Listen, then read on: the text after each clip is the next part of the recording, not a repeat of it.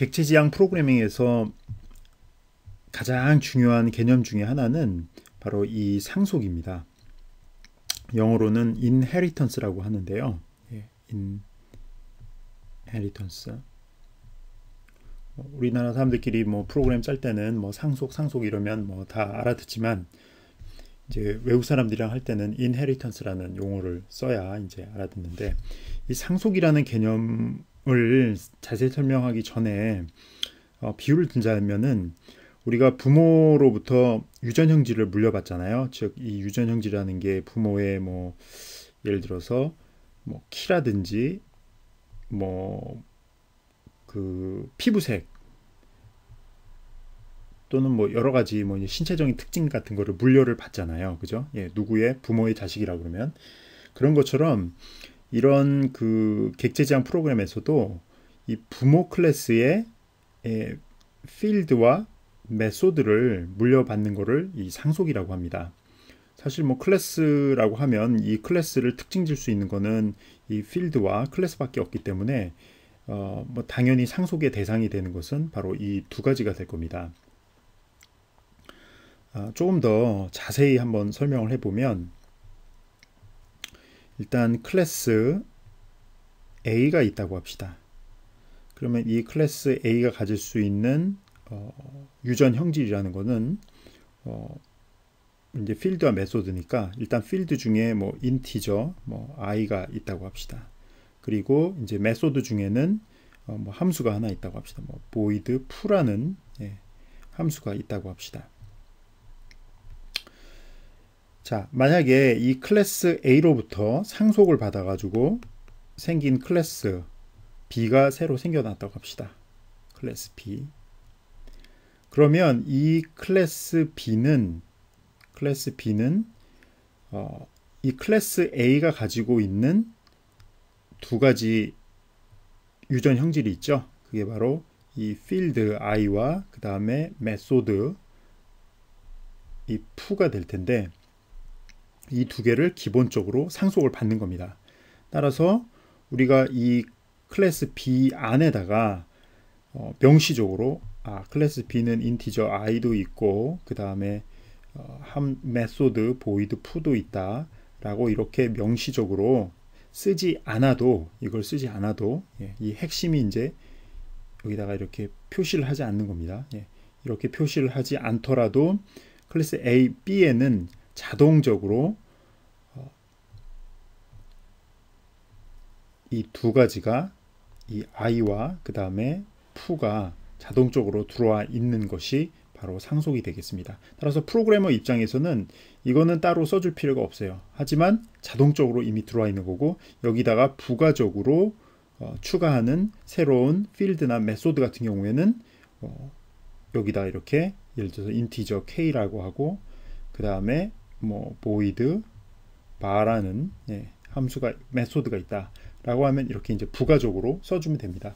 이렇게 되면 결과적으로 어떻게 되냐면 이 클래스 B는 필드로는 뭐가 있냐면은 i라는 것과 k라는 것이 있을 거고요.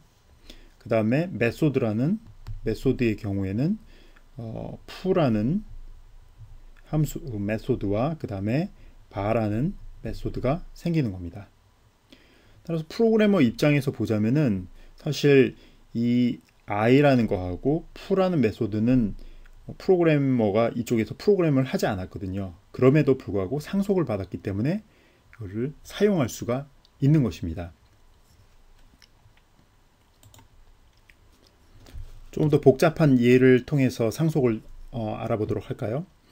여기에는 지금 클래스 3개가 있습니다. 클래스 A와 B와 C가 있고요. 그 다음에 이 화살표는 상속 관계를 나타내는 겁니다. A는 A로부터 상속을 받아갖고 B가 생겼고, 다시 B로부터 상속을 받아서 C가 생겼다고 합시다. 그리고 각각의 필드와 그 다음에 메소드를 살펴보면 클래스 A에는 프로그래머가 그 필드로서 인티저 i라는 필드를 갖고 있고요.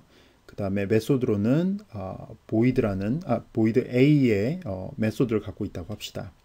클래스 B는 프로그래머가 이제 단순히 요거만 이제 썼습니다. 필드로는 인티저 j, 그 다음에 메소드로는 void p. 클래스 C에도 역시 프로그래머가 인티저 k라는 거하고 그 다음에 void c라는 메소드를 이렇게 했다고 합시다. 이렇게 되면 실제적으로 여러분들이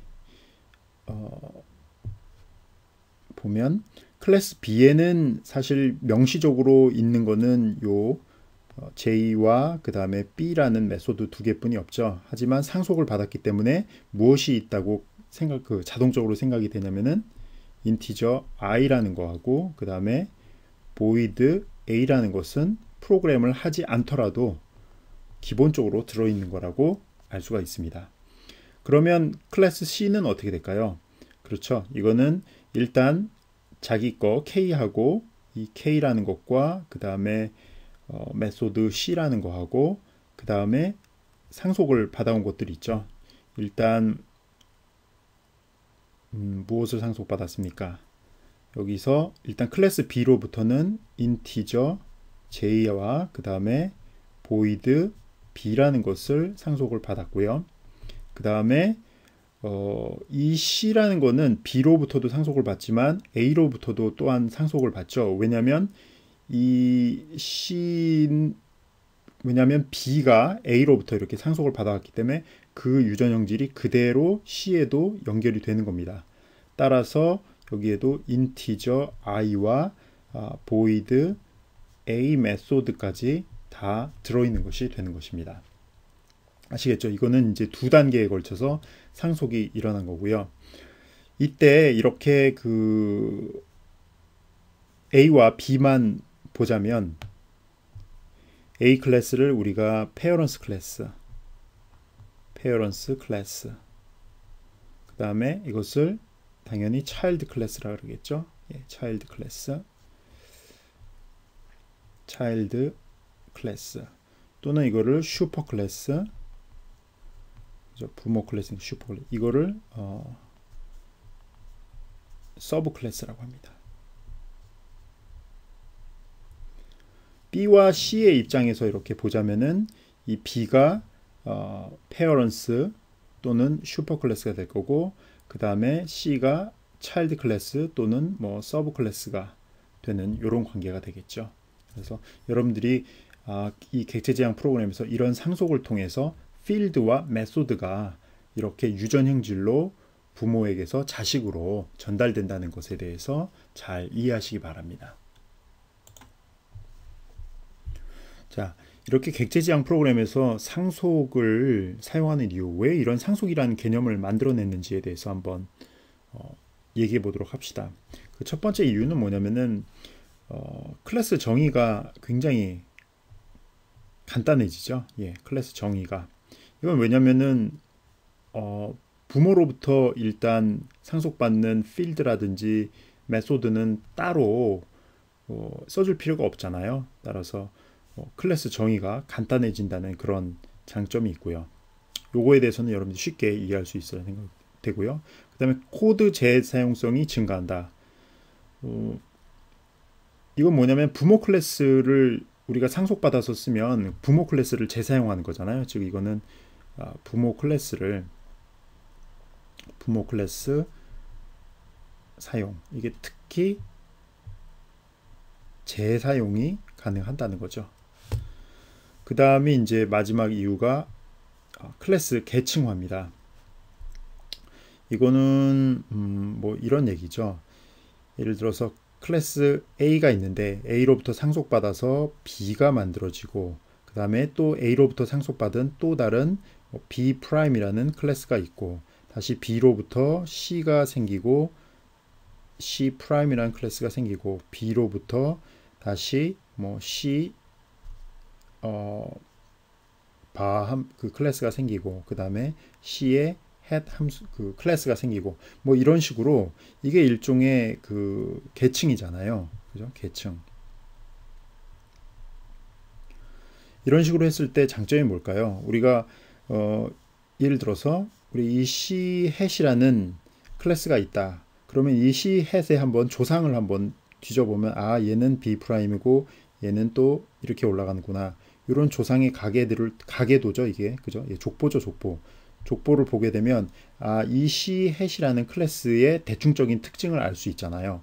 또 그리고 또 하나 이렇게 이런 계층화로 했을 때 좋은 이유가 뭐냐면은 C라는 클래스를 봅시다. C라는 클래스와 C#이라는 클래스를 보면 완전히 상관이 없어 보이는데 서로 올라가다 보면 어떻게 돼요? 서로 같은 조상에서 만나게 되죠. 그러면 C#과 C는 같은 조상 A를 공유하기 때문에 이 두 클래스가 어느 정도 어떤 유전 형질의 공통점, 즉 어떤 필드와 어떤 메소드는 비슷하겠구나라는 것을 이 프로그램을 짜는 사람이 쉽게 이해할 수가 있겠죠. 그래서 이런 계층화가 됐을 때 이런 장점들이 있기 때문에 상속을 사용하게 됩니다. 여러분들이 아직 이제 자바로 본격적인 프로그램을 짜보지 않았기 때문에 이런 상속의 어떤 굉장히 그 유용성을 몸소 느껴보지 못했을 텐데 좀 짜다 보면 지금 설명한 이 세 가지 이유에 대해서 여러분들이 몸으로 체감하면서 느낄 수 있을 겁니다.